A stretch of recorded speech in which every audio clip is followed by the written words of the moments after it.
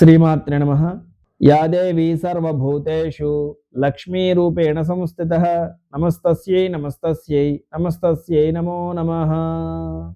శ్రీ పరాభవనామ సంవత్సర ఉగాది పురస్కరించుకొని మేషాది ద్వాదశ రాశులకి కూడా ఈ యొక్క సంవత్సరం ఎలా ఉండబోతుందో తెలుసుకుందాం. అందులో మొట్టమొదటిది మేషరాశి. ఈ యొక్క మేషరాశి అధిపతి కుజుడు. ఈ యొక్క మేషరాశిలో అశ్విని నక్షత్రం 1, 2, 3, 4 పాదములు, భరణి నక్షత్రం 1, 2, 3, 4 పాదములు, కృత్తికా నక్షత్రం మొదటి పాదం కలిపి మేషరాశిగా చెప్పబడుతున్నది. ఈ యొక్క మేషరాశి వారికి ఈ సంవత్సరం ఆదాయం 11, వ్యయం 5, రాజ్యపూజ్యం 2, అవమానం 4గా ఉన్నది. ఈ మేషరాశి వారికి ముందుగా ఏలిన నాటి శని ప్రభావం చేతన మేషరాశి వారికి ఆరోగ్య విషయంలో జాగ్రత్తలు అవసరం. ముఖ్యంగా నడుము, అలానే మోకాళ్ళ కింది భాగము, అలానే పాదములు, వీటికి సంబంధించినటువంటి ఇబ్బందులు గోచరిస్తున్నాయి.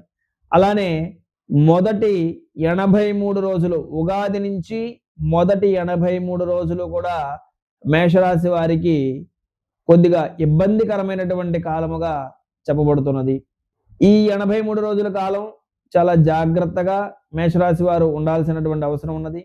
ఈ కాలంలో వచ్చేటటువంటి ఉద్యోగాలలో మార్పులు కానీ, కుటుంబాల్లో మార్పులు కానీ, అలానే మానసిక స్థితిలో మార్పుల వలన అనుకున్నటువంటి పనులు కాకపోవటం, సమయానికి డబ్బులు అందకపోవటం, వ్యవహారాలలో ఇబ్బందులు, పనిలో ఒత్తిడులు, అలానే వాహనాలు నడిపేటప్పుడు జాగ్రత్త అవసరం, ప్రమాద సూచన, ఇవన్నీ కూడా మొదటి 83 రోజులు ఉంటున్నాయి.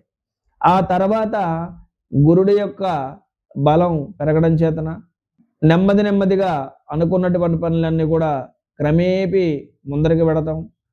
విద్యార్థులకి మొదటి 83 రోజులు ఏకాగ్రత లోపం ఉంటుంది. తదుపరి ద్వితీయార్థంలో విద్యార్థులకి ఏకాగ్రత పెరిగి నెమ్మదిగా వారు పరీక్షలలో ఉత్తీర్ణత దిశగా ప్రయాణం చేయడం జరుగుతూ ఉంటుంది.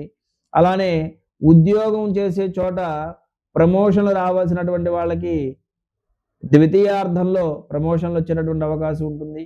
ఉద్యోగంలో మార్పుల కోసం ప్రయత్నం చేసేటటువంటి వారు మొదటి 6 మాసాలు వదిలేసి ద్వితీయార్థంలో వాటికి ప్రయత్నం చేయడం వలన మంచి ఫలితాలు ఉంటాయి.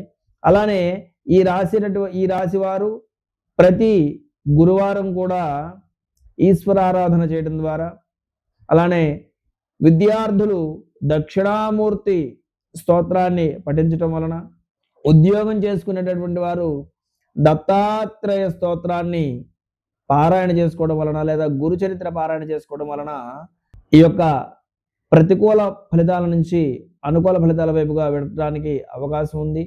అలానే ప్రతి ఒక్కరూ కూడా వీలైనన్ని గురువారాలు కూడా శనగలను దానం చేయటం, గురువారం రోజున పసుపు రంగు వస్త్రాలు ధరించటం, లేదా పసుపు రంగు వస్త్రాలు దానం చేయటం ద్వారా గురుడి యొక్క అనుగ్రహానికి పాత్రులై, అలానే శనివార నియమాన్ని ఎవరైతే పాటిస్తారో మేషరాశి వారు, వారందరికీ కూడా ఈ యొక్క సంవత్సరం అనుకూలంగా ఉంటుంది. ఈ యొక్క మేషరాశి వారికి 9 అదృష్ట సంఖ్య. సోమవారం అనుకూలమైనటువంటి వారం, గురువారం అనుకూలమైనటువంటి వారంగా చెప్పబడుతున్నది. కాబట్టి ప్రతి ఒక్కరూ కూడా ఈ యొక్క పరిహారాలను పాటిస్తూ ఈ యొక్క గురుడు యొక్క అనుగ్రహం చేత మేషరాశి వారందరూ కూడా ఈ యొక్క సంవత్సరం వారు అనుకున్నటువంటి పనులలో సత్ఫలితాలను సాధించాలని, పరమేశ్వరుడి యొక్క ఆరాధన వలన వీరందరూ కూడా ఆయుర్భోగ భాగ్యాలను అనుభవించాలని ఆ యొక్క ఈశ్వరుణ్ణి ప్రార్థన చేస్తూ శ్రీమాత్రే నమః.